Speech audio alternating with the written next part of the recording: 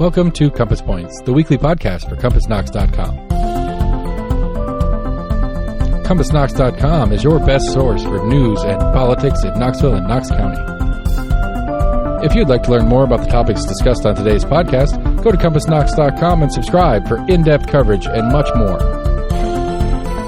Welcome to Compass Points, a podcast about Knoxville and Knox County government, politics, business, education, just about anything else that kind of grabs our attention. I'm Scott Barker, the co-founder and editor at Compass, and I'm joined, as always, with by Jesse Mayshark, who is the other co-founder of Compass. Jesse, how's it going? Happy New Year. Happy New Year. Yes, it is we are now in 2026.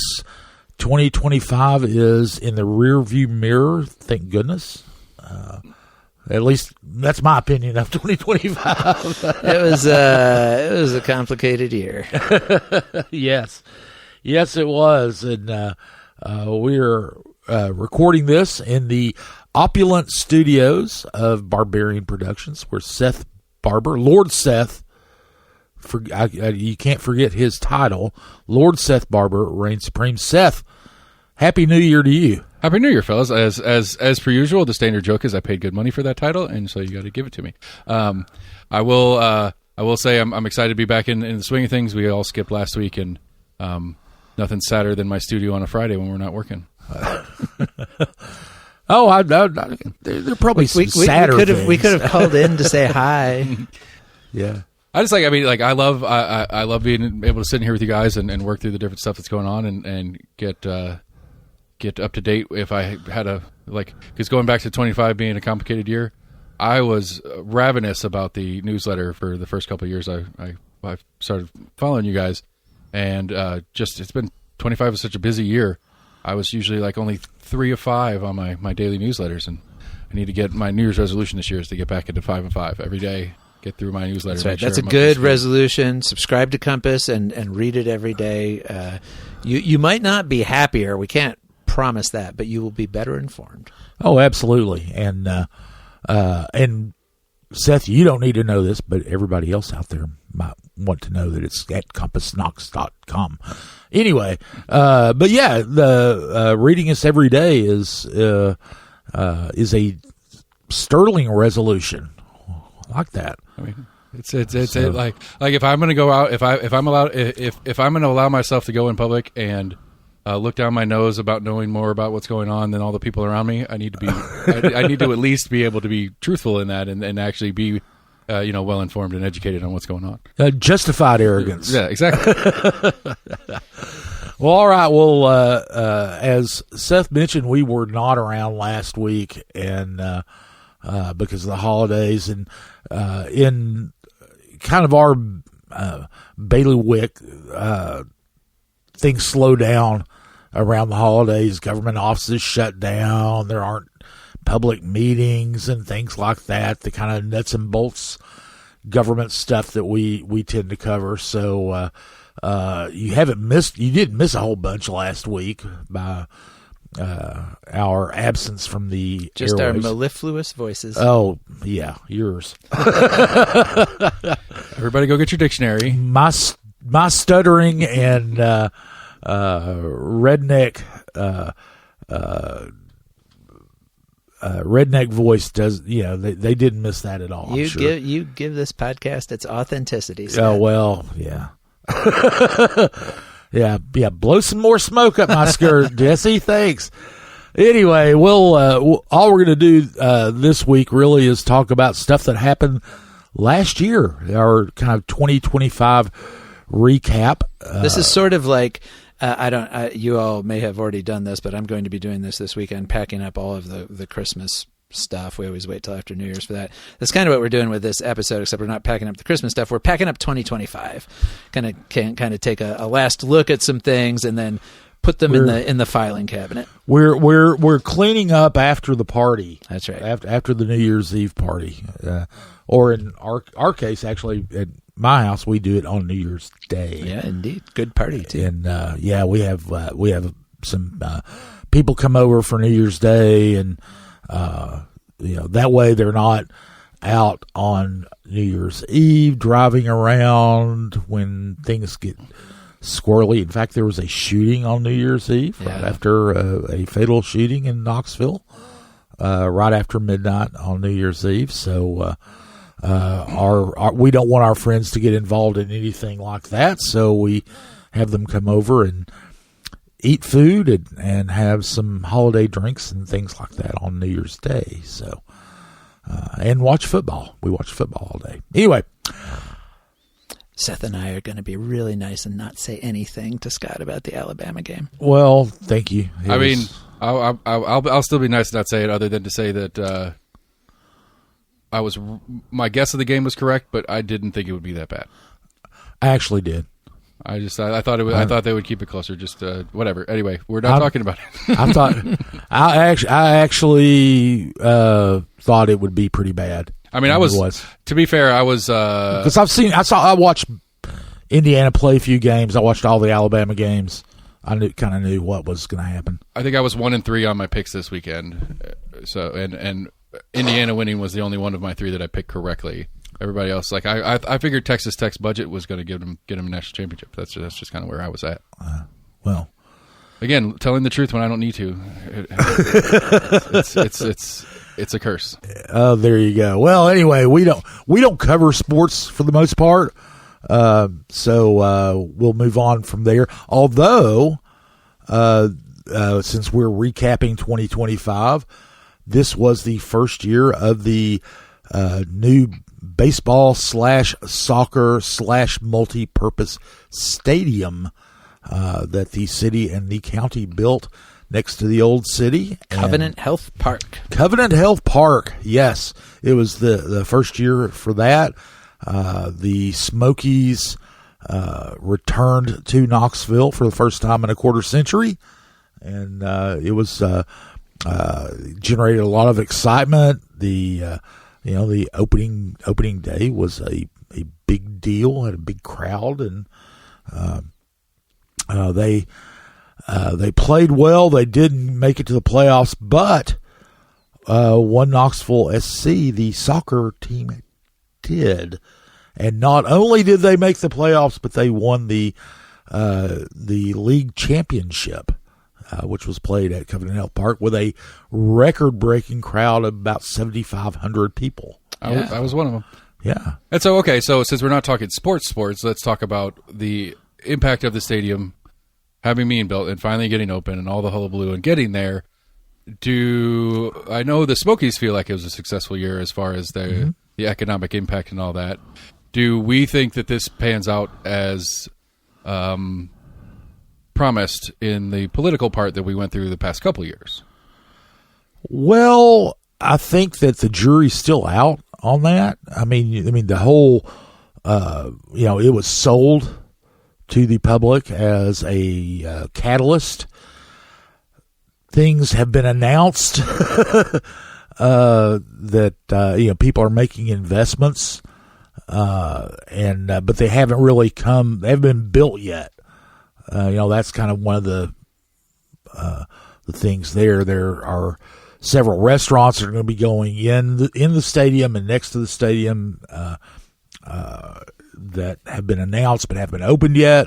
There's a hotel that was supposed to be built next to Barley's they haven't broken ground yet. There's a new residential development that is just recently got rezoned for, this property got rezoned for it. They haven't broken ground yet. There's a sports bar that's going to go in next to the stadium that they've announced it, but they haven't broken ground yet. So there's a lot of stuff that's in the works, but hasn't really happened yet. And in terms of the fiscal impact, looking at what the city and county are paying for the stadium, the sales tax revenues from the stadium and the associated development came in higher than projected, right? Right. But they are getting less in the residential development payments because one of the residences that's part of the complex took longer to get built. Right. There's a condo building, the Delaney building, which is on the west side of the stadium, the first base line side of the stadium. They had some construction delays, so and that is the part that goes toward paying for the stadium is the tax increment financing from it. And tax increment financing is basically the amount that the property taxes were before anything was built there, and to what they become when everything gets built out. That increment goes toward paying for the stadium.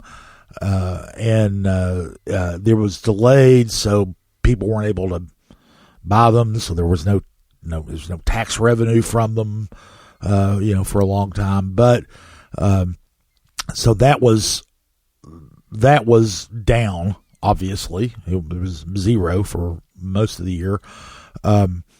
But yeah, the sales tax revenues were up, and and things like the One Knoxville SC played their playoff games there and the championship game there, which weren't on the schedule, so they weren't counted on as. Right, they got three extra games. Yeah, they got 3 extra games, and the sales tax revenue was already higher than they anticipated before that happened. We don't have all those figures in yet. But probably it's not going to be like a budget breaker for the city and county. And they always knew that the first year was going to be kind of in flux depending on how all these things came along. I do think that the one area that has generated the most... So the two criticisms that I've heard about this year, and this comes through we have a Facebook discussion group for our subscribers. So some of this comes from there. Some of it just comes from other places on social media or things I hear people saying around town. There are some people who think that admission to any of the events at the stadium is too much, that it costs too much to go to a baseball game or a soccer game or whatever. And it's kind of priced above where some lower income residents can afford it. So that's one concern I've heard. But the bigger one, what it is, and it doesn't really have to do with the stadium itself, and certainly not only to do with the stadium, but the changes in parking that were implemented all across downtown at the same time, some of them specifically to serve the stadium, some of them just as part of broader changes that the city made. Those not so popular. Yeah, parking is, you mentioned the city made their changes. Now you have to have an app to park on the street, which some people just don't like on principle because it's a third party company. So you're paying a for-profit company where you used to be able to just drop a couple quarters. And also they're getting your data. And so now you're creating a record of where exactly you, or at least your car was for this period of time. And there are people who don't like that too. Yeah. I am, in fact, I don't report on parking. We will run parking stories. We did, just the other day, we ran a kind of an update on how the parking was going downtown. I didn't write it and didn't report it because I hate it. Hard to be objective. It's one of the few things that I just am, I'm not objective about and can't. And I'm with the people who don't like that. Now, that being said, you're going to have to pay to park anyway somehow. I just don't like doing it with an app. Well, I think it was so many changes at once. It was like, first of all, a whole bunch of spaces went away or became extremely limited in how they can be used, especially the ones under the bridge. That then they came back. The city made some changes and then came back and rolled some of them back, including that one. Now they're allowing some greater use of that, although not on game days. But they changed the spaces. They changed the rates. Street parking got more expensive all across downtown. and then they changed to the app. So it was all of those changes, and there's a Right. bunch of people who don't like any one of those, and then a bunch of people who don't like any of them at all. Yeah. So that's been a big deal. I mean, there was it was kind of funny. I went to cover an event at a nearby church. I won't name the church, but it's near to the stadium, and it was after the stadium opened, and I pulled into the parking lot, and there was a paid parking thing. They had, you had to use an app, different app from the cities, but use an app to, I assume it's different because I didn't check far enough to find out, but you had to pay to park in the church parking lot on it was like a Tuesday evening or whatever. I was like, this is insane. Yeah. So I did go out and park on the street in a free parking space on the street, and walked in, and I asked somebody about it. I said, what's going on? They said, oh, that's just for game days. I said, well, your signage needs to get a little yeah. Make your signage a little clearer, because I was going, what church charges for parking? But they're generating revenue from game days, apparently. From so there's a benefit to somebody from the stadium being there. Yeah. But I think that one if people want to see where all of this can eventually lead, I recommend a visit to Atlanta, because I've been to Atlanta several times this past year, and let me tell you, as far as I can tell, there is no place in the entire city of Atlanta on public or private property that you can park without paying somebody something. Yes. Every single space. I mean, I went to see a movie there and parked in just like a big plaza parking lot like you do to go see a movie. So it'd be like going to Turkey Creek or something, but you had to pay to park in the parking lot to go into the movie theater. There's no proposals of anything. So that paid parking extreme is in Knoxville. becoming like the tip line, even though it's a place you don't logically ever normally use to tip. Like, it's just becoming one of those things. It's just like if you're gonna stop your car anywhere, you're gonna start paying money. It's just part of the program now. Yeah. Okay, so I have another question before we move off the stadium thing. Is one of the other promises in the sales pitch was it was going to be more than just baseball, which obviously we have the soccer part. We had this Winterfest thing that I saw some pictures of it. I didn't go to myself, but it looked kind of neat and fun. Yeah. It was accidentally fun because they were blowing snow when we were down there for the parade, and so all the snow was blowing out and around the stadium while we were finishing up the parade. That was super cool, but not that important. We've had one concert. We've had one festival. Been two couple concerts, yeah. Because that was the other big thing that was part of the sales pitch that was important to me when it was in discussion. Is like, okay, well, this is a civic asset, and it's going to be used for more than just baseball. How do we feel like that's been true? Well, I think this first year, a lot of that kind of stuff, you have to wait a year or two, just because those things get booked a long time in advance, and it's hard to book people into a place that hasn't been built yet. So I think we'll get a better sense of that in this coming year, because at this point they will have had time during 2025 to book things for 2026 and ahead. Yeah, and you got to remember, you've got the baseball season, and while there are half the year they're somewhere else playing, they're in away games, but you also have soccer going on, and with the soccer there's a transition on the field where you can't do anything in the stadium, as far as a concert or anything else like that, while they're transitioning from baseball to soccer, and then from soccer back to baseball on that, because they got the retractable pitching mound, which is kind of a very rare thing. There are only a couple of retractable pitching mounds in baseball in the country, and then the turf has to come out, the soccer turf, and which isn't ideal for soccer players, but it has to be done, and it takes some time to, it takes a few days to transition from baseball to soccer and soccer to baseball. So really the time frame for concerts is very limited. Basically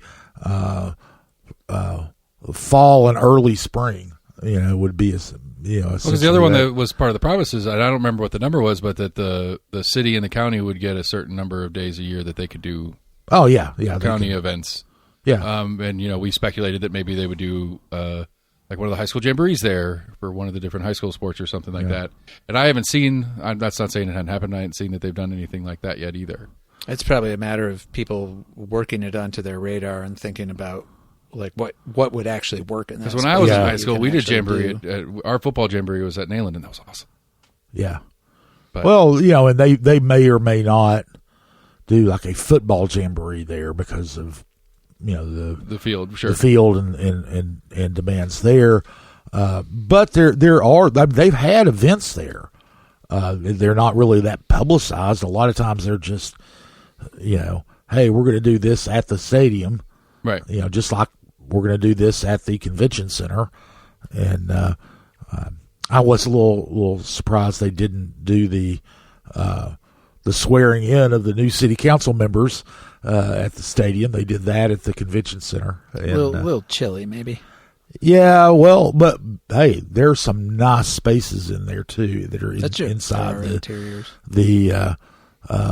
The club level. There's the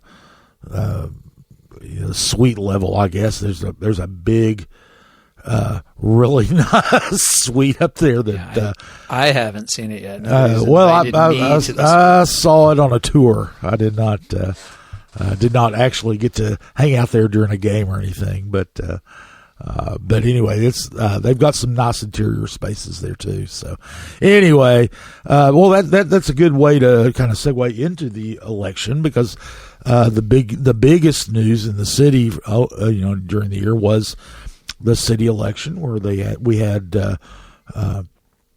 5 new council members elected. The 5 incumbents in those seats, those are all district seats.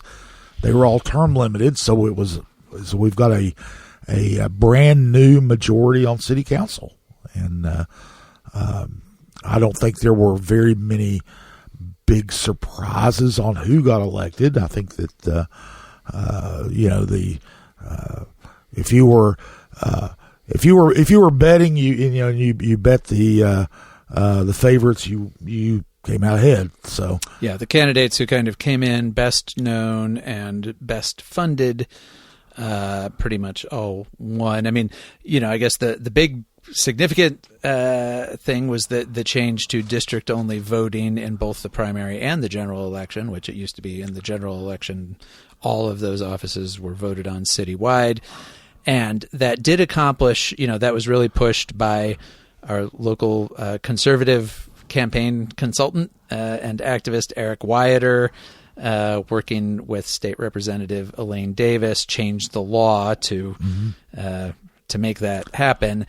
And I think their particular focus was on getting a Republican elected to the 3rd district seat, because that is the most Republican leaning of the city's districts, and it worked. They got what they wanted. Yeah, they did. That was it was funny when they were really pushing that, and when they had to, there had to be a change in state law, and they pushed that in the legislature, and they really pushed, this would prevent citywide voters from blocking African American the preference of the African American communities in voting, which had not happened in the city of Knoxville in over 25 years. But that was the pitch that they made in the legislature. But the real reason was the 3rd district in Knoxville. Right. They were fighting for minority interests, but the minority they had in mind was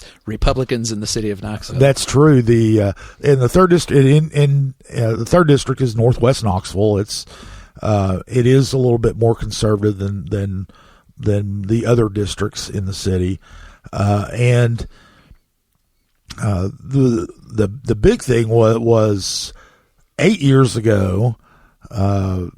Seema Singh, who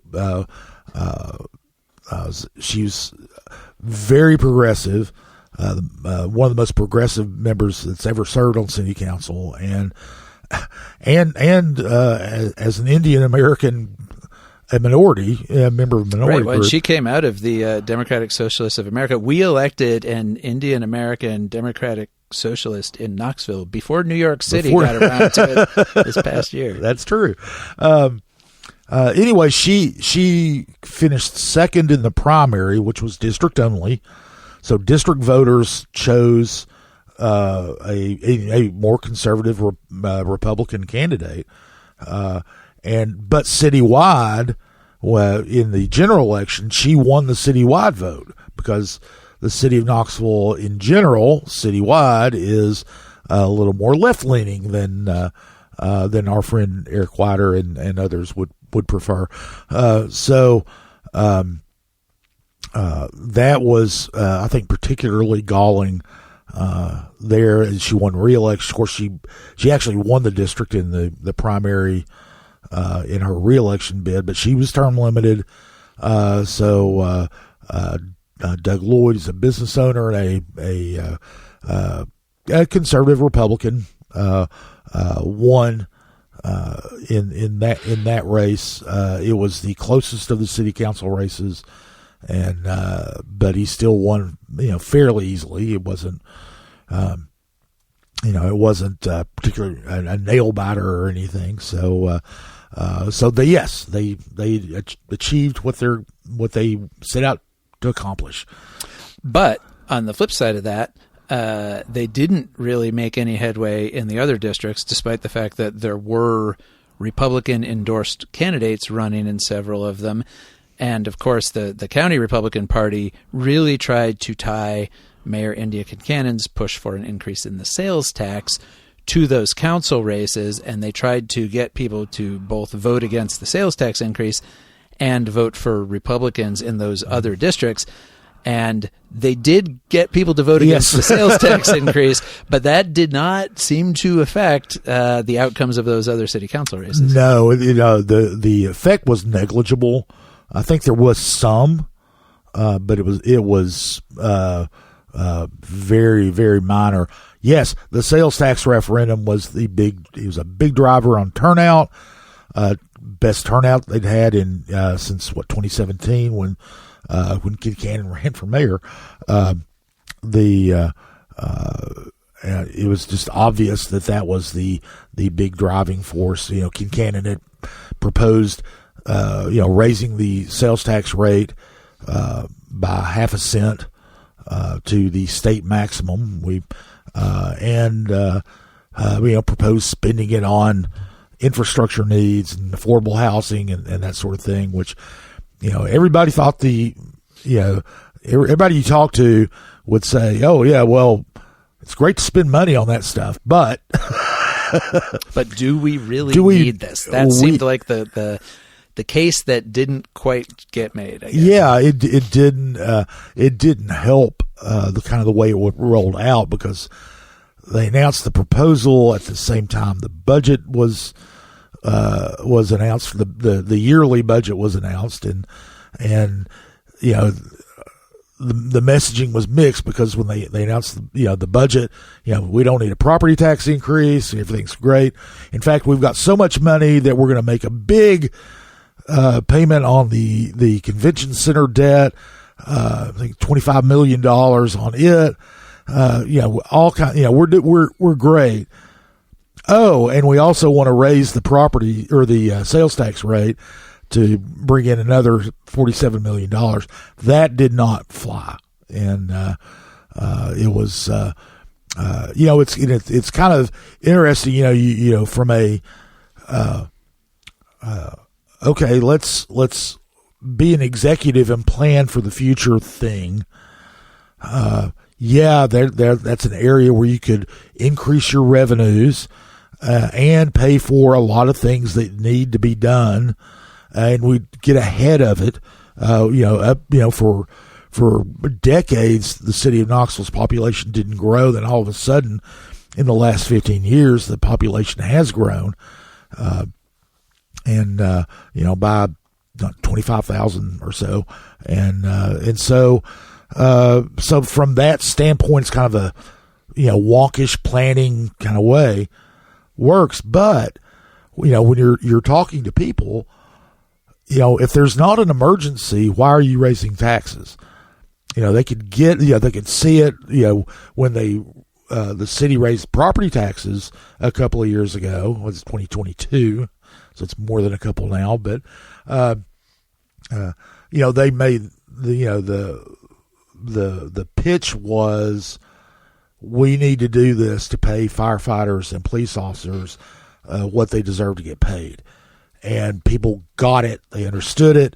Obviously there wasn't a referendum on it the way that. Right. That's the other easier thing about property taxes is you need five votes on city council rather than, winning a majority vote citywide from all the voters. But which, to be fair, it's only like 12,000, 13,000 people to vote for it to get you there, but that's an election issue. Yeah.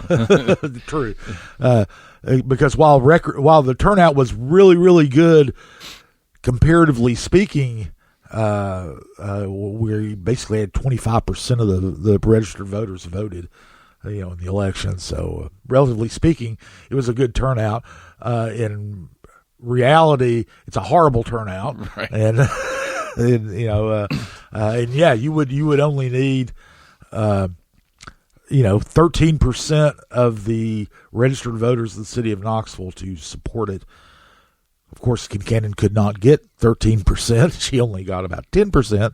So, but anyway, when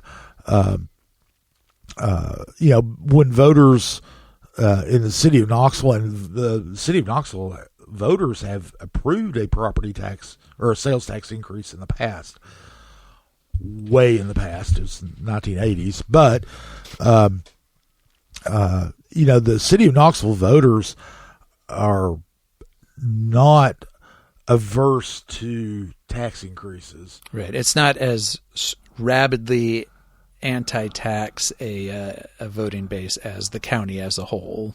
Yeah, it's not a knee-jerk reaction. Yeah. But they still need to be sold on it. You gotta. I mean, and that was the thing. I mean, not to give us too much credit, because I think lots of people who watch local politics had the same reaction. But when this was first announced and rolled out, I remember you and I trading emails about it, just kind of saying, have they laid the groundwork for this sufficiently? Yeah. Like, is there really going to be enough support for this? And I think a lot of people had that question from the beginning, and the answer was that there wasn't. And, if you're going to do this, you have to approach it like a real political campaign, like a real, you have to line up all of your supporters well in advance. You've got to build, some kind of groundswell of support behind it. You need to make it feel urgent.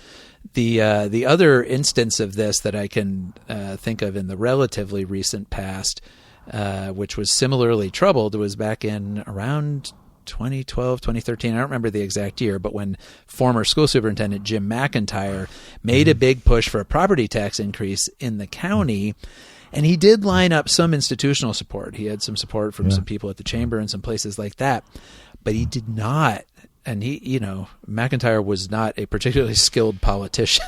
Yeah. And he did not line up support on county commission, which was going to have to be the eventual deciders on it. He just he kind of went out, and I think maybe Kincannon took somewhat the same approach of being, well, this makes sense, and here's the things we'll do with it, and so we should just do this. And that's not enough. You have to you've got to really build support, and you have to make it feel like a first of all, if we don't do this, something bad is going to happen, and if we do it, great things are going to happen. You got to do all that stuff. And it all kind of felt like there was some of all of that, but not enough. Yeah. And one thing that I think kind of hurt Kincannon's cause in this was, they came out and proposed the increase and didn't say what they were going to spend the money on. Right. That came a little bit later. That came later, once, after you kind of got the feeling, well, if they had at least done that at the beginning, then it might have had a chance. But, when all you have to go on, your first impression is, we want to raise taxes on you. period. And we'll do good things with it. Don't we'll- worry. Yeah. We'll do good things. I think one of the No, misses. I think that really, if they had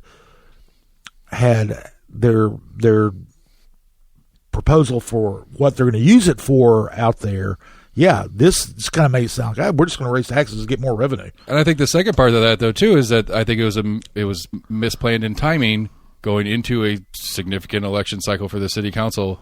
Because one of the very intelligent things that were out in the zeitgeist as people were talking about it was like, well, what if we do this and you say you're going to do all these things, but this new city council comes in and doesn't want to do any of those? Right. And they say, So we've got guarantees. $40 million and we're going to do it. We have no Yeah. guarantees on this stuff because the city council that helped get it to the finish line isn't going to be here when we get to start and spending. the mayor is only going to be there another 2 Right. years too. Yeah. All and, of those things worked against it. And then, of course, and I know this is another issue we're going to talk about, timing-wise, it really, I think, ended up like if the sales tax increase was on sort of like thin ice, I think from the start, I think the thing that really ultimately sank it was the controversy over development at Chilhowie Park. Yeah. That hit right in the fall, right in August into September, just as people were starting to pay attention to the election and thinking about the sales tax. And that just like the Chilhowie Park proposals made lots of people mad. Yeah. And I think turned some people who might have been typically inclined to give the city administration the benefit of the doubt as far as the sales tax goes, it turned them against the administration entirely. Yeah, I agree. I think that the timing of that, along with the other things that we've already talked about, really hurt because that the Chilhowie Park thing, and for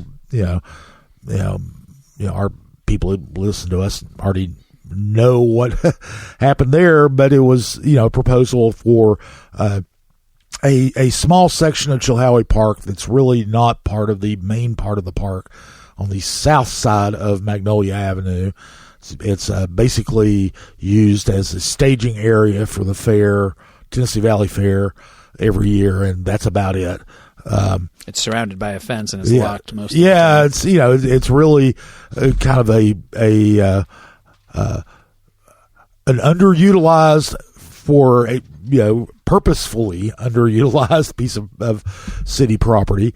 But the proposal was to sell that to Emerald Youth Foundation. Emerald Youth Foundation planned to invest $20 to $30 million to turn that into a sports and activities center, very similar to the Haslam Sansom. Yeah.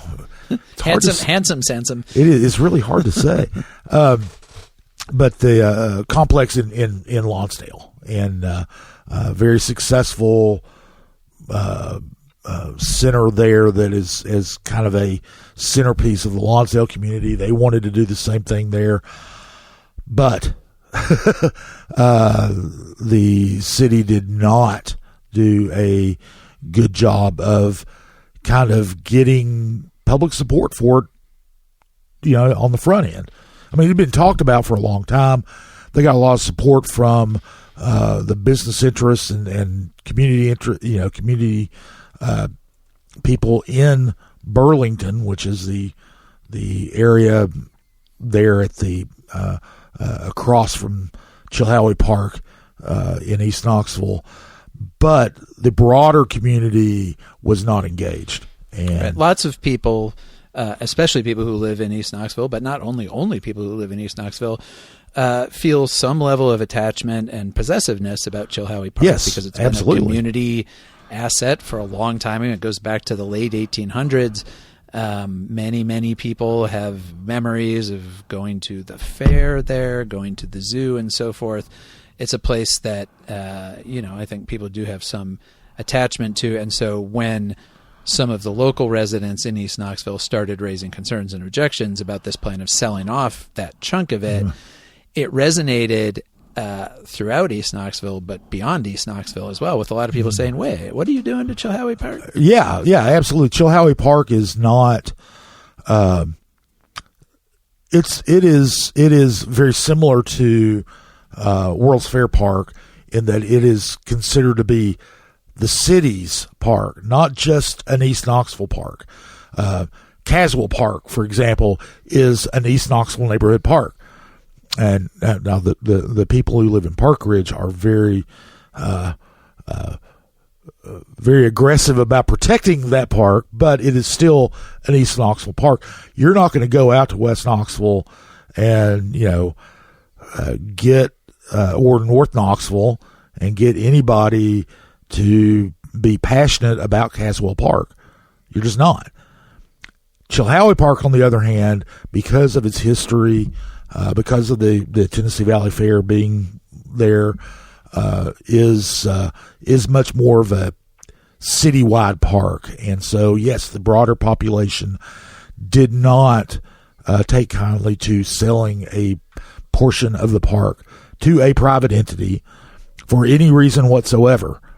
And so that was the big, what ended up hurting it, really was that issue.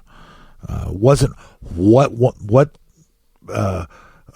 Emerald Youth Foundation wanted to do with the property. Everybody was and it wasn't even. I mean, there were people who raised questions and concerns about Emerald Youth and the fact that it's not just a nonprofit, but a religiously oriented private nonprofit. But I think it wasn't even an anti Emerald Youth reaction. There were plenty of people who said, Emerald Youth does good things, and if they can find another place to do what they want to do here, that sounds great. But don't, we're not creating new potential parkland in East Knoxville, and let's not get rid of what we have. And so, of course, instead, what people would like to see, some people would like to see done there, is to have that space, unfenced and opened up and programmed for various kinds of park activities. We will have to see if anything like that happens. But in the short term, it didn't get sold. Well, and one of the things is in the long term. Now they there was a big planning process for the future of Chilhowie Park several years ago. I think you were still in the administration, I believe, when it started. When it started, and one of the things that's come up about that is to have Chilhowie Park be more of a park. Now, one of the things that people don't realize, or a lot of people don't realize, is technically Chilhowie Park isn't a park; it's an event venue, and that that gets rented out, much like the Convention Center or the Civic Coliseum or Covenant Health Park. It's not technically a park. It's not managed by the park system in the city, but in that process, one of the things was people want it to be more of a park. Well, you've got a lot of competing interests there with the fair and all. I mean, it's hard to make a really nice grassy park area where the parking lot is now if you're going to have a fair in there for 10 days. Actually more like 3 weeks of a month every year. Trampling down that grass and the flowers or whatever else you're going to put in there. So, but that is one of the goals, long-term goals, is to make that more of a park space. Now, this particular section of the park, nobody really thought about it. To be honest, nobody thought about it until this happened.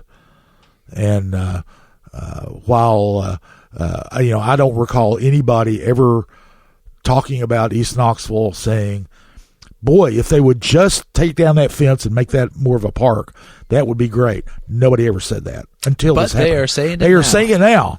They are saying it now. It's and it's and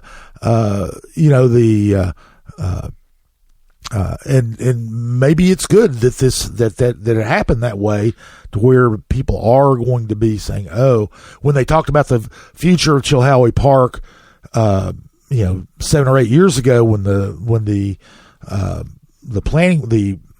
planning process was underway, it was this little parcel was an afterthought. It was focused mainly on Chilhowie Park itself. Now it's no longer just an afterthought. So and it'll be up to the new city council, and then maybe eventually the next mayor to kind of, because I doubt very seriously the Kincannon administration is going to propose anything. Right. They're probably just going to leave it alone. Yeah, we'll just leave it alone. Now, speaking of Chilhowie Park and some of the changes there, one of the big announcements that was made was the first of all, businessman Jim Clayton, decided not to build his much ballyhooed science museum next to or at the former site of the safety building next to downtown and the Civic Coliseum. Decided not to build there, but would write a check to the Muse Knoxville, which is a children's museum that's in Chilhowie Park. Writing a big check to them so they could move into the Jacob building, which is the main building of Chilhowie Park, and turn it into a state-of-the-art science museum. The Jacob building is used for a variety of purposes. Primarily, it is one of the main spaces of the Tennessee Valley Fair. So, but Muse Knoxville is going to move into it in a couple of years. It's the fair still has it for another year, but that's also thrown the future of the fair into question. The fair and the city administration, the fair organization and the city administration are not on the best of terms. I think that's obvious that they're working at cross purposes. The city says, we love the fair, we want it to stay here.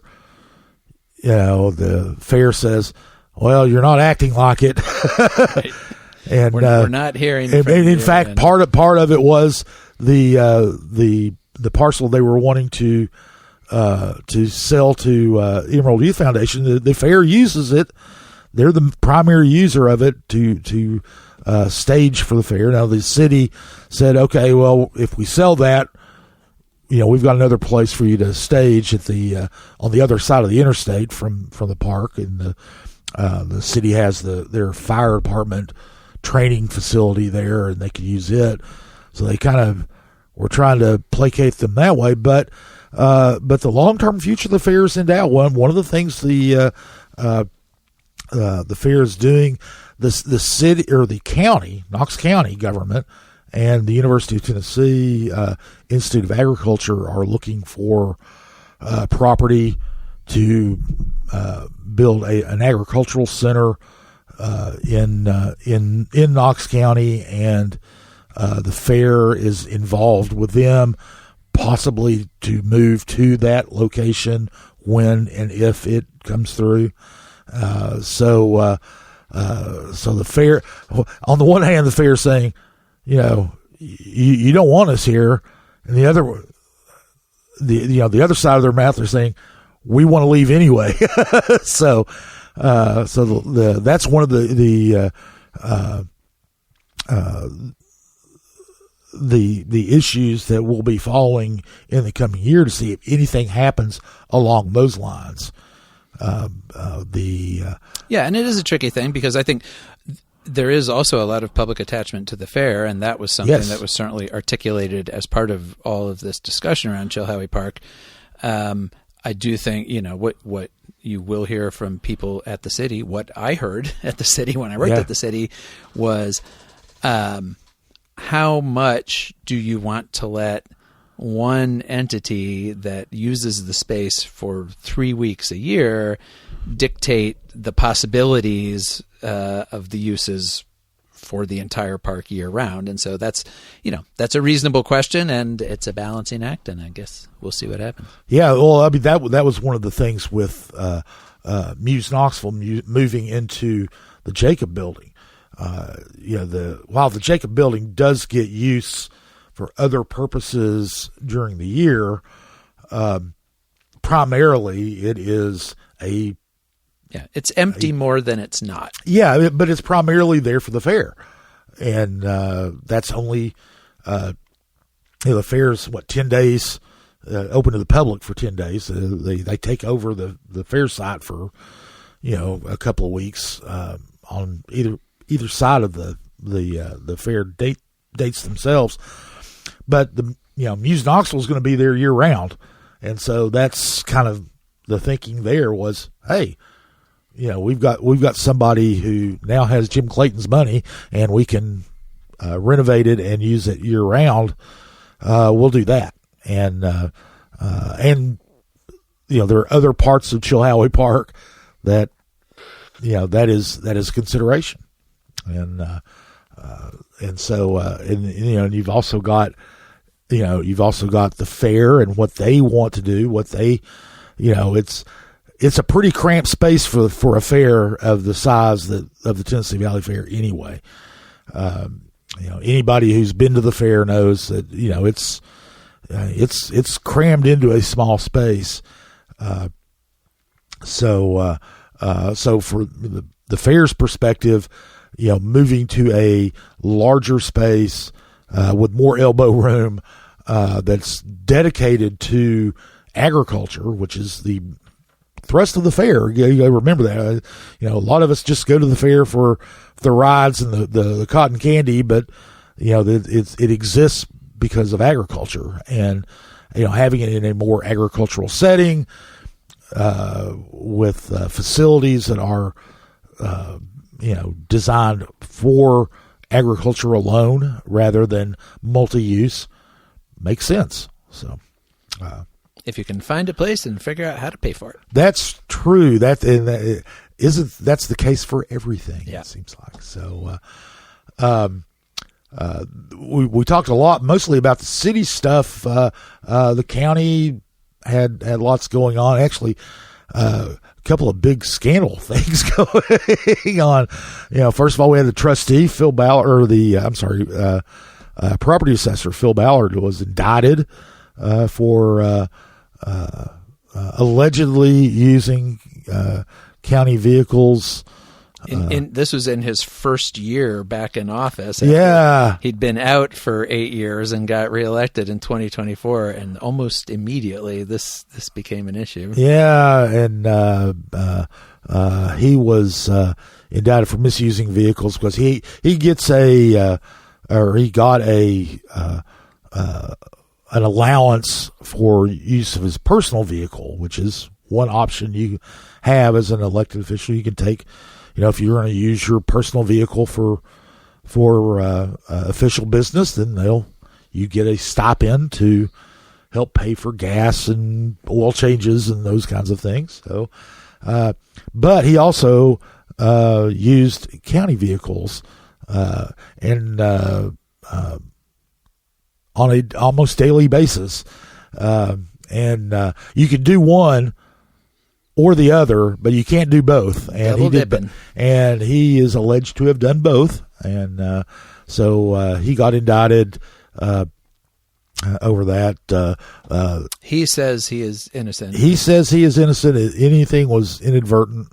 We'll let the courts play that out. Although the comptroller's office, the state comptroller's office, which did the investigation, does have video of him leaving the city-county building garage in county vehicles, I think 150 times during the months that they looked at it, and often after apparently removing the sticker that says Knox County Government from the vehicle, so no one would know that it was a county vehicle out and about that he was driving.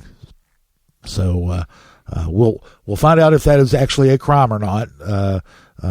He is fighting it. He's going to fight it vigorously, but that's one thing that happened. The bigger scandal, really, that would have been big enough in most years, but then the Juvenile Service Center is kind of took over the attention there. Before we move to that, we should mention there was also a finger of that investigation that did wind its way into the trustee's office. Yeah, it did. The trustee, Justin Biggs, was investigated. They took it to the grand jury for a similar thing. but the grand jury did not indict him.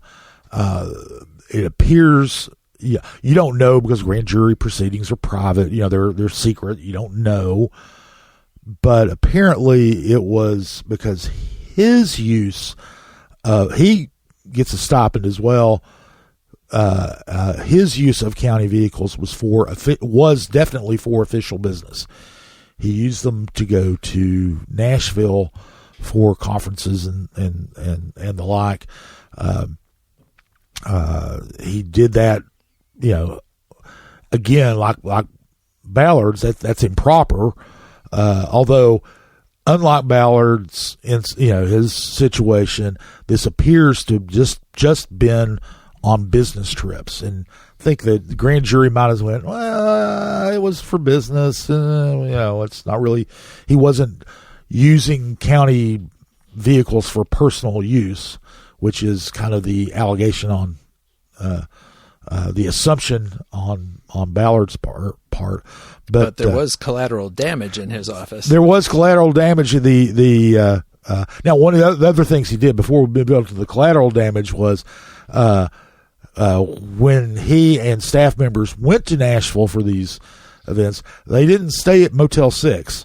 They stayed at some swanky places and did not, which isn't a violation of county policy per se, but you're supposed to look for the cheapest accommodations you can get, and you have there is a stipend or a payment level you're supposed to hit. They do make allowances. I mean, if you're going to a convention in New York, they know that that hotels in New York will be a lot more expensive than what you can what they'll pay for in Tennessee, but they stayed at some pretty swanky places in Nashville, but the real collateral damage was an employee who used insider information about allegedly used insider information about the pending tax sales of property to make some real estate investments. Buy some property cheap and sell it at a nice markup. And he did, and there's no doubt that he bought the property cheap and sold it at a profit. Whether that constitutes a crime or not, right? And he no longer works for the trustee's office. And Biggs said he didn't know about it. However, all of the smoke or the dust or whatever around those investigations in the trustee's office was sufficient because Biggs is coming up for re-election this year, 2026, and all of that was sufficient to give County Register of Deeds Nick McBride a solid excuse to say, I'm going to run for that office. Right. And of course, McBride is term limited, and so looking for another place to go. And so we're going to have what will probably be a pretty lively primary for on the Republican side for the trustee's office. Oh, absolutely. And that definitely gave McBride the excuse that he needed to run for that seat. And Biggs had already been kind of,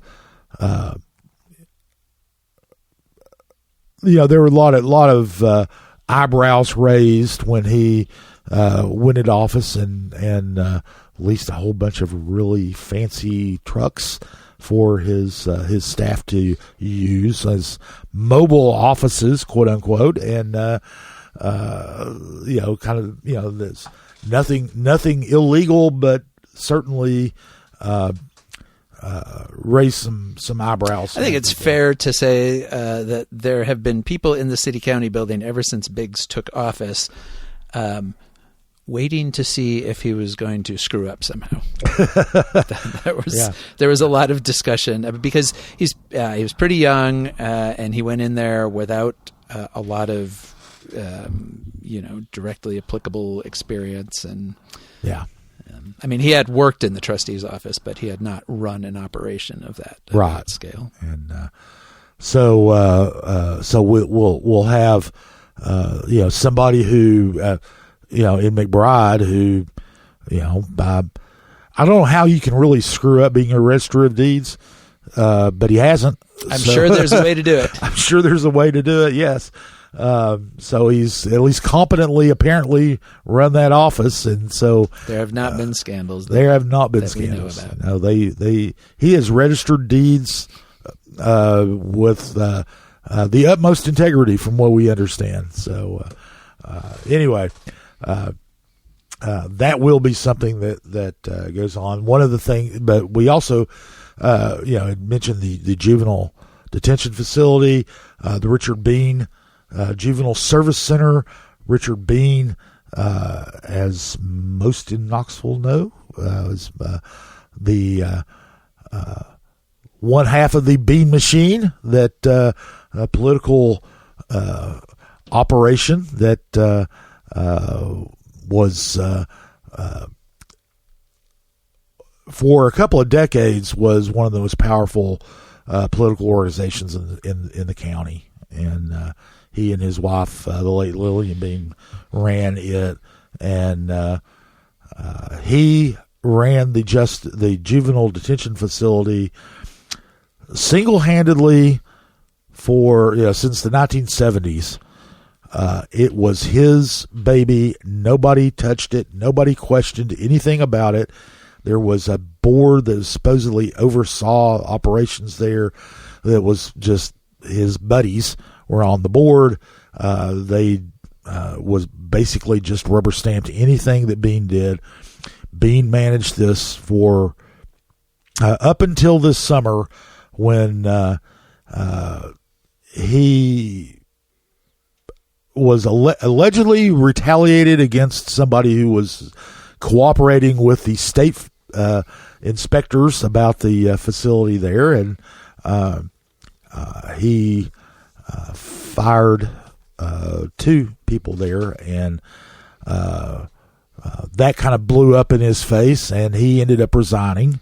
Yeah, and that was kind of the last straw, because this had been, there was a ProPublica investigation, the national nonprofit investigative journalism outfit, a couple of years ago that raised a lot of questions about Bean's management. ProPublica was looking at juvenile courts and detention across the state, and they raised a lot of questions, including what was alleged to be an overuse of solitary confinement for juveniles, which you were not supposed to do. And it was just kind of clear in the reporting, like Bean's response to a lot of the questions were kind of along the lines of, well, that's how we've always done it. And he was, by all appearances, he was just kind of still running that place like it was 1975. And so that had already kind of been out there. And as far as local scrutiny goes, he had kind of survived that initial round of questions. But then when this happened and there were these accusations of retaliation and basically covering up violations, then it got harder for other county officials to kind of look the other way, and it led to pretty quickly pressure for him to resign. And he did. And the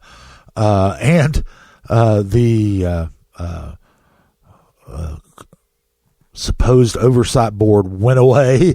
The county created a new board to oversee the facility, and then they brought in the state to the actual University of Tennessee's county technical assistance service, which they help county, as the name would imply, they help counties, look at their various operations. They came in, and lo and behold, there are like almost 100 areas where the facility was just completely substandard. Some of it was the facility itself, some of the security things. A lot of it was just operations.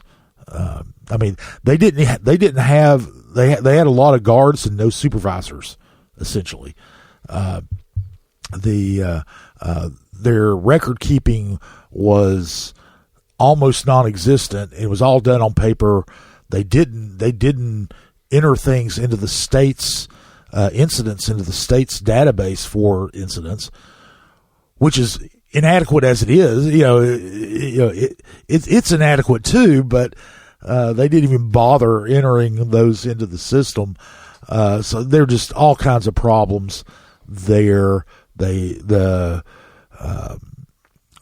county turned to this board, turned to a former corrections chief from the sheriff's office to run the facility on an interim basis, and then they were going to turn it over to the sheriff's office. He resigned because the county wasn't giving him the support that he didn't think they were giving him the support that they needed, and it costs a lot of money. Well, the things that need to happen will cost a lot of money. Right, and the county has not yet allocated extra money for this. No. They are going to hire. One of the problems was there's a nurse who they have, but when she is not working, there is nobody there to give kids medications, to tend to any physical needs they have. And almost every kid goes through there is on some kind of medication, because almost all of them are diagnosed with something and that needs medication. And so they're going to be hiring a second nurse at some point. They don't have one yet, or at least they, as of early December, had not hired one. They need a perimeter fence. They need a whole new video surveillance system. All kinds of stuff that's going to cost a lot of money, and the county has not allocated it anyway. And they have to figure out who's going to actually run the place, because the initial thought was, we'll turn it over to the sheriff's office, but for the moment that's delayed until July of this year. But it seems like the sheriff's office may not have a tremendous amount of enthusiasm for taking that on. Well, there is zero enthusiasm in the sheriff's office for it. The sheriff's office is not statutorily obligated to do something like this. They don't know. Of course, again, this election this year, we're going to have a new sheriff. They don't know what the new sheriff is, his attitude would be. I say his because the only people who are running now are males at this point. But there are a lot of questions there. So the new oversight board, which is made up entirely of county commissioners, they're reconsidering that recommendation to have the sheriff oversee that. They're going to take a look at that in the coming weeks and months, to see, well, do we want to keep oversight with general county government, basically county commission oversight? Do we want to turn it over to the sheriff's office? Do we want to, their various, turn it over to the juvenile court judge, Tim Irwin is a possibility too. Although Irwin, in his comments during most of the discussions, he's always at the oversight board's meetings.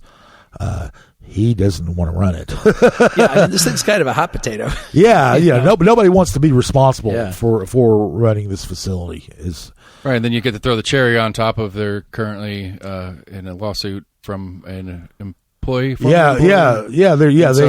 if that wasn't enough of a quagmire, we'll just throw this one more thing on top of a lawsuit alleging some discrimination from an employee or of an employee from some of the interim body. Yes. Is that correct? Yes. There is one of the corrections officers filed a lawsuit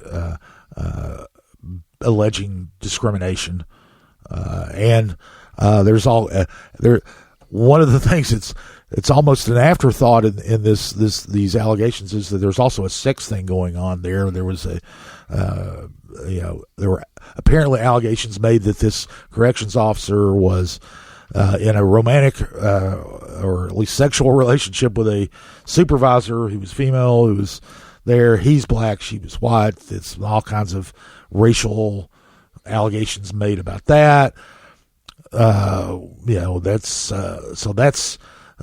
added on top of, again, this is one of those things where that alone would have been a pretty big story, but it's almost a footnote to the larger story. Right. If I was writing the movie script of this story, like it's almost an unbelievable amount of things that are going on in the same story at the same time. It would be easier to list the things that they have been doing correctly. Yes, at that facility. Yes, very, very much so. The one of the refrains that kind of came out at the very beginning when this new oversight board took over, the big refrain was, "Well, the kids are well fed and it's clean, Like and you're not starving them to death." Yeah. The place Just for is clean. clarification, I'm sorry, real quick, that you're talking about the human children, not the kid goats. Not the goats that were housed there at one Sorry, point. I couldn't miss that joke right there. Yeah. I couldn't let that one. There were goats. There were goats in the facility at one time, and but they are gone. The area where they were kept apparently has been cleaned now, and so it's so things are looking up at the juvenile. Hey, baby steps. Sometimes it takes baby steps. Well, okay. Well, we do also cover education. We had some interesting things that happen in K through 12 education in Knox County. A new school is coming on board. A new K through 8 school in Northwest Knoxville. We're at the old Rural High School. That'll be they approved $66 million for that. That's probably the first inner city school that's been built in forever. First new one that I can think of since the big wave in the 90s after the city and county school systems merged. There were some new city located schools built at that point, but there haven't been many, unless you count L&N STEM Academy, of course, which didn't get built but did get retrofitted to be turned into a school. But that's going on. The kind of the big controversy from on the schools side came in the spring last year or the winter, the state was looking at implementing a voucher program, which they ended up doing, where families get money to pay for tuition to go to private schools. During legislative hearings, this was going on, and of course, lots of people spoke out. One of the things the Knox County School Board did was they always vote on kind of their priorities that they want legislators to do. They considered weighing in on the voucher issue. Yeah, and just real quick, the political background there was Governor Bill Lee very much wanted support from any school boards he could get for vouchers because there had been a tremendous amount of resistance from school boards across the state. Yeah, and so, but the Knox County School Board did not, and discussed it and said, we're not going to endorse. Right. They didn't say they were against it in any official capacity, but they did not endorse it. Which, to be fair, this was the first year that they weren't actively against it. Is that correct? It's been a couple of years. That used to be the board's position for many, many years, that they were opposed to vouchers. And then a few years ago, I'm going to say it was maybe in 23, that got dropped off the list. They dropped their official opposition to it, but they had not taken the step of saying we're actually in favor of it. So that's kind of the background there. So as the legislature was looking at Lee's proposal, the school board had said, we're not taking a stance on this. So then school board chair at the time, school board chair Betsy Henderson went to Nashville, testified at a legislative hearing, identified herself as the chair of the school board. Although she did say, I'm speaking as a parent here, but everybody in the room knew she was the chair of the Knox County School Board. Which is not insignificant. It's the third biggest school system in yes, the state. And she proceeded to give a full-throated endorsement of school vouchers. And a lot of people were really upset with her about that.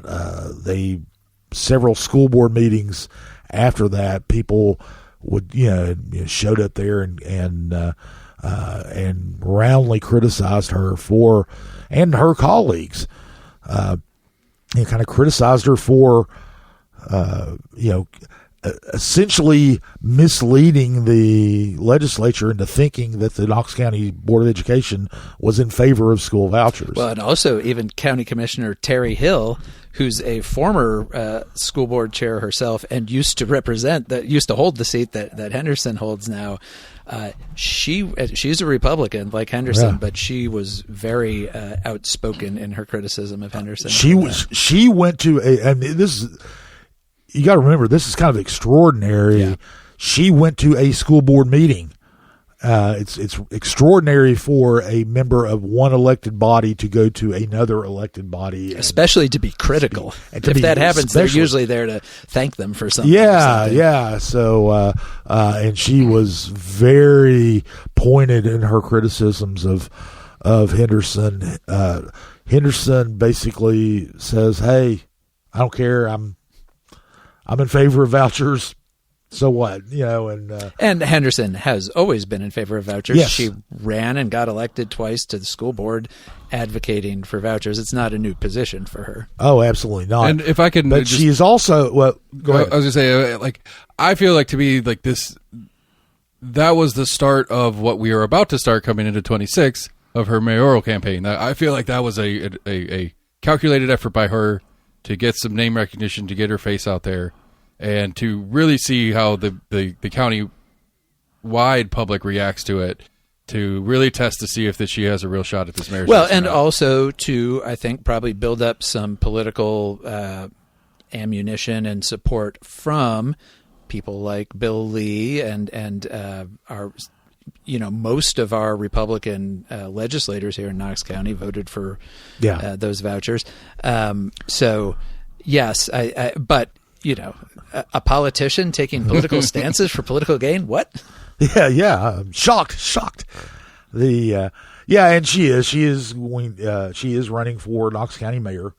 That is, I certainly think that you say that was her first real gesture toward running for county mayor, and she is running for mayor along with two county commissioners, Larson Jay and Kim Frazier. And Henderson's very much positioning herself as the quote-unquote true conservative or the most conservative candidate there, and really banking that, okay, maybe a position like supporting vouchers, maybe that's not popular with, the rest of the school board. Who knows exactly how popular it is in the population at large, but that these days, maybe that does play well with a lot of the Republican base that comes out to vote in Republican primaries. And, I think she is very much trying to define herself as the kind of like the most MAGA candidate for county mayor. Well, it falls under the umbrella in Republican politics of school choice. Yeah. And everybody likes choice. That's who can argue with having choices? So it falls under that umbrella. That is very much that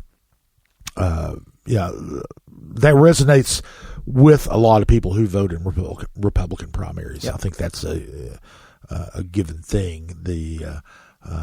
Especially the more you talk about it being about choice, and the less you talk about it being taxpayer money going to private religious schools. And mostly to affluent families. Affluent families who go to private schools. That's that's the ideal thing. They want to catch it in terms of choice, and that's what she's doing. And really, I mean, and that's kind of a position that doesn't matter for whoever is Knox County mayor.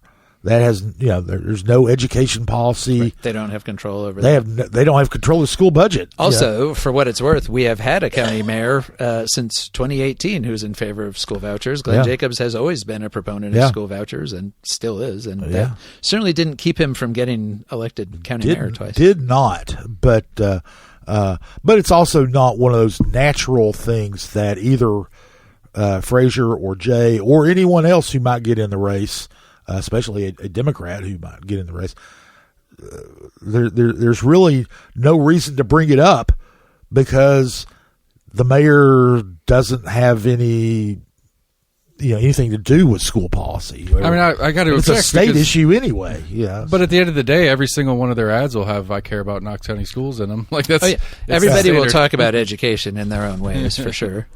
It's always been one of my complaints is that it's like, how about we stay on what you can do instead of talking about what you have no impact on. But so wishful thinking. Anyway, so it's pretty much covered the big things that happened last year. There was a lot of other stuff that happened in 2025. The Gay Street Bridge reopened. I'm already forgetting it. It's receding into the past.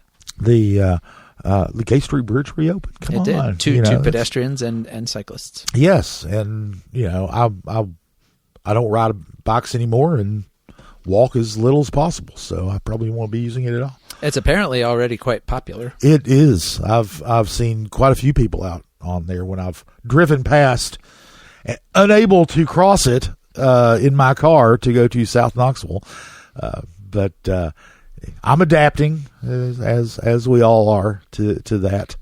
Anyway, coming up this year, we've got, of course, the election, the county election. A lot of interesting elections. Oh this year. Gosh, you're going to be sick of us talking about elections. Mayor, the sheriff, 4 county commission seats.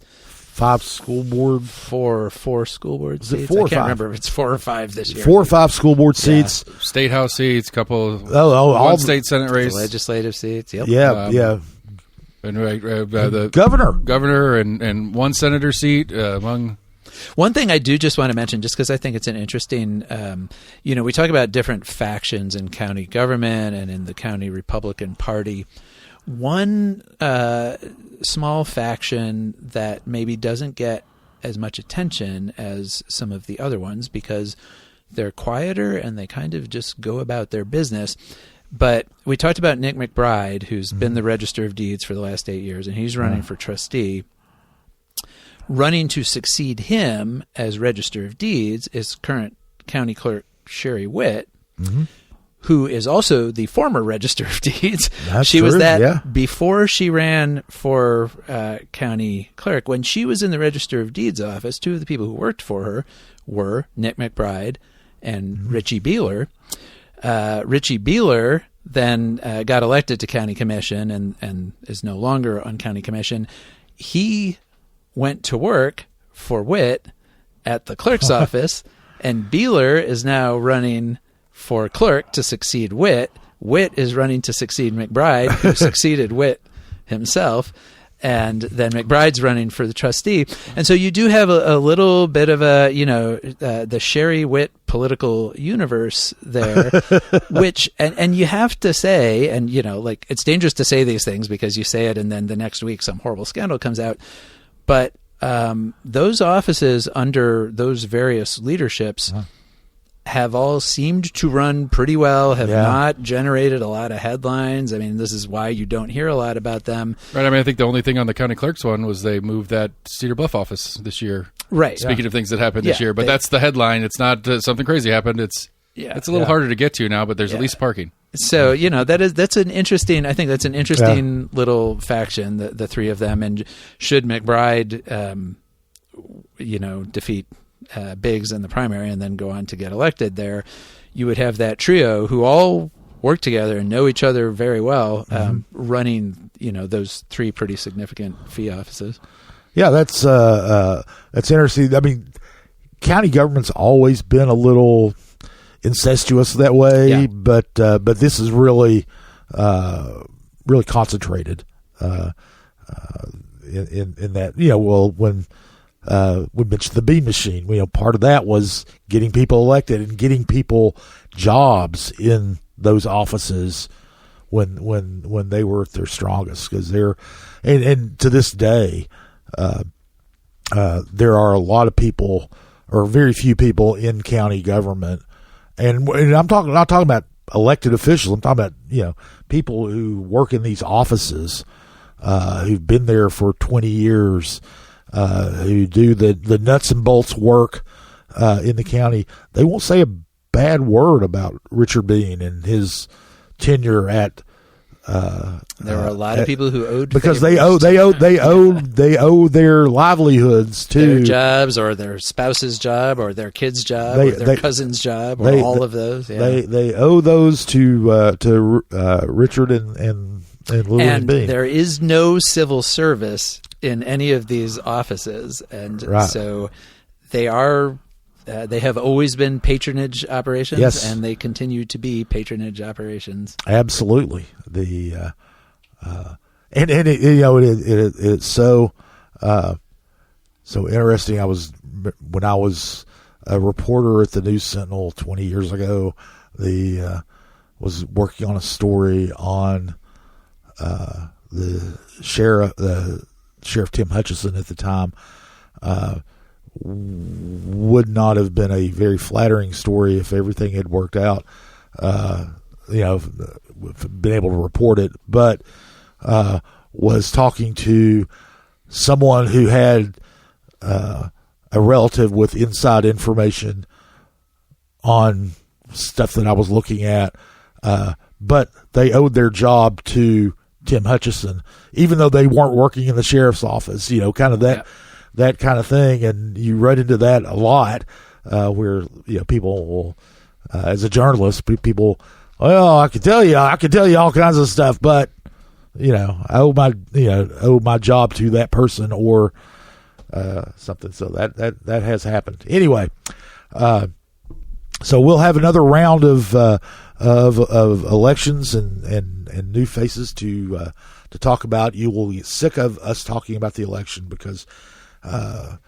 This is we have three elections. There's the county primary in May, and then the county general and state and federal primary in August, and then the general state and federal elections in November. Yeah, one of the great things about Knox County, as from a political junkie perspective, is that there's an election every year, either in the city or the county. Often multiple elections like this year coming up. So there's never. We were reporting on people running for county office in the middle of the city election this year. Yeah. So by the time we get through all these county elections, we're definitely going to be talking about the 2027 Knoxville mayor's race. I'm sure we will. That will certainly be heating up a mere year from now. I hear that. And anyway, so that'll be one of the big things we'll talk about in the coming months. Also, from a kind of wonkish policy point of view, for the most part, the Unified Development Ordinance that the county is developing now, which it's basically one of those things that it's policy wonks care about. The general public doesn't until they want to put an addition onto their house. Because it's going to be build a duplex, or anything else like that, auxiliary dwelling unit, or anything like that. Yeah, this is a complete rewrite of all of the county's various codes that have anything to do with land use and building and construction and those kinds of things.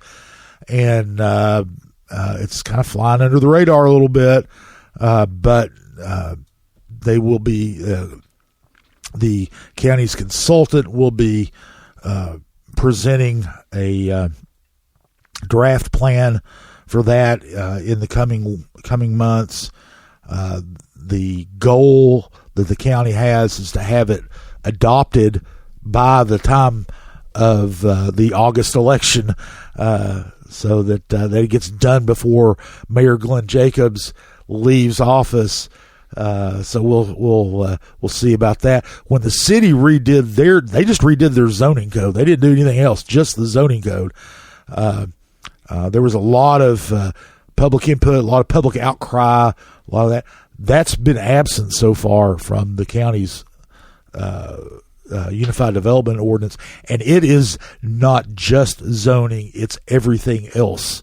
Though, to be fair, there was an awful lot of public discussion and a fair amount of pushback when they went through the earlier stages of this, adopting their countywide plan, yeah. Which this now ordinance is going to be filling in the details of. Yeah, but yeah, but these details are the things that, I mean, you can have all the general plan ideas that you want, but if you're wanting to build an accessory dwelling unit on your property, the details matter. Yeah. The setbacks and the square footage and all that. That's what zones you can do it in. What zones you can do it in, and that's really going to be the public input part of that is going to be really compressed compared to what the city did when they just did their zoning code. And this has to do with everything. This has to do, with street widths and everything to do with stormwater and everything to do with subdivision regulations. All these things. Something like 800 pages of the county's code are going to be revised in one way or another. Well, I'm sure you look forward to reading all of that. Oh yeah, and but like I said, it's one of those things that we'll be covering, that people who are really interested in policy care about, but more people really need to, because, like I said, when you want to build that accessory building, you want to build a deck on the back of your house. These are the things you need to go to. So, anyway, in the much shorter term this week, we're it's the first full week of the new year, and everybody's getting back in action. City Council is going to be meeting. The new city council. Shiny, new city council smell. Yeah, we 5 of the members were just been elected. 6 of the members are in their first term. We've got one, Debbie Helsley, that's right, who was elected 2 years ago, is still in her first term. So they're all newbies. So they'll be meeting on Tuesday. The school board's meeting this week. Knox County Planning Commission is meeting this week. So we've got a lot going on, hitting the ground running for the new year, and looking forward to seeing what 2026 has in store. I want to finish the episode on that thought. What do you guys just complete guess at it, like the Chilhowie Park story of 2026? What do you think? Got any guesses, any ideas? Or the Juvenile Services Center story, right, of 2026? The one that just takes over, that doesn't really, like, the Juvenile Service one makes sense to take over, that it does. The Chilhowie Park one seemed a little bit out of left field when it went from, hey, this is kind of happening, to, no, this isn't happening. Like, any guesses at what our 26th story of the year that just completely wouldn't be on anybody's radar anyway? Well, by definition, it's by definition, you can't answer that, because if it was on our radar, if you had asked us this a year ago, if you'd asked, okay, what's the big story that's going to happen, neither one of us would have said Juvenile Service Center. Neither one of us would have said Chilhowie Park. Yeah. I think one of the things would be what we've already talked about. I think the fair's gone. Yeah, you think we're going to get an announcement that they've got a new plan? They're gonna have to do something because this is the last year that they have on contract there. So there will presumably be some kind of announcement about the fair, even if it's just like some kind of short term thing they come up with. But there'll be a short term thing. Have to say something. But I think long term, I think the fair's gone. I think the fair will be in somewhere in Knox County, but not in Chilhowie Park. I like that one. Mine's not a very particularly strong guess, but I think I hope, I guess, maybe this is a hopeful guess, is that I hope that the county taxes is the core of a lot of these debates in the election cycle. I think that's the least understood, talked about issue that we're having in Knox County that should be a forefront issue come in the next couple of weeks with this as these elections. How the county is going to pay for the things that the county needs. That these different people that are running for these different offices are hopefully going to be forced to address as we get into this election cycle. That's my hope. Maybe not a very good left field one, though. Waiting, decent journalists in this town, they'd ask questions about the taxes. I know, or maybe we can get a couple of debates. Forums are boring. I want a debate. I want some arguing. I want some conflicting ideas to get hashed out in front of all of us. That's what I want. Got any ideas? What we're going to be talking about this year beyond all of that stuff? No, but I do want to give one other mention to a political race that's going to be interesting to actually two that are going to be interesting to watch because they have to do with, if you kind of want to get a sense of where Knox County is overall politically, you have Catherine Bike running for re-election in the 4th District to the school board, and she won very narrowly in that seat last time around. And this is the section of West Knoxville that we're actually sitting in right now. And just in 2024, then Shane Jackson, again, very narrowly won the 4th District as a Democrat running for county commission. So if Bike wins re-election, then that would be 3 elections in a row in District 4 going to Democrats, however narrow they might be. And that would start to seem like, okay, maybe this district is becoming more of a blue district. If she loses, then the 4th District looks very much in play. The other district to watch, obviously, is the 3rd District, where Commission Chair Gina Oster is running for re-election, and she won very narrowly in that district last time around. And school board member Patricia Fontenot Ridley won as a Democrat in that district 2 years ago. And so I'm just curious to see what's up in the 3rd and 4th districts. I think those are particular places to watch, both within those districts and also kind of some sense of where the county is or is headed toward. Very good. We'll have to pay that a lot of attention. And I know Oster is getting a challenge from the right. Right. Sherry Super, the local head of Moms for Liberty. Yeah. So Oster, who is nobody's, would fall under no one's definition as a flaming liberal by any stretch of the imagination, is probably the most liberal, at least in the Republican side. She'll be the more liberal candidate, the more moderate candidate. Don't say liberal; she's going to come after us. I know that's We're true. not calling you a liberal. No, we're not, Gina. We know you're conservative. It's one of those things where even moderate Republicans don't say, they won't admit being moderate. They're M word. They're all conservative. Yeah. Anyway, so we'll pay attention to those races and what happens with the fair and what happens in the with candidates and their discussion about taxes, the way that Lord Seth wants us to talk about. So we'll be doing all those things this year and more. And that is it for this episode of Compass Points, though. Thanks, Jesse, for being here. Happy New Year. Happy New Year, Seth. Happy New Year. Want to thank Will Wright for our music and Seth for his intrepid work as our producer. So we will be back next week with with more timely news on Compass. We'll go back to doing the week in review instead of the year in review. That's true. So anyway, we'll see you next week. CompassKnox.com is your best source for news and politics in Knoxville and Knox County. If you'd like to learn more about the topics discussed on today's podcast, go to CompassKnox.com and subscribe for in-depth coverage and much more.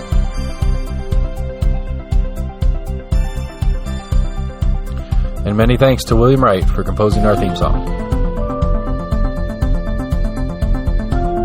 Compass Points is a partnership of Barking Shark Media and Barbarian Productions, and recorded by Lord Seth A. Barber at Barbarian Studios, Knoxville, Tennessee.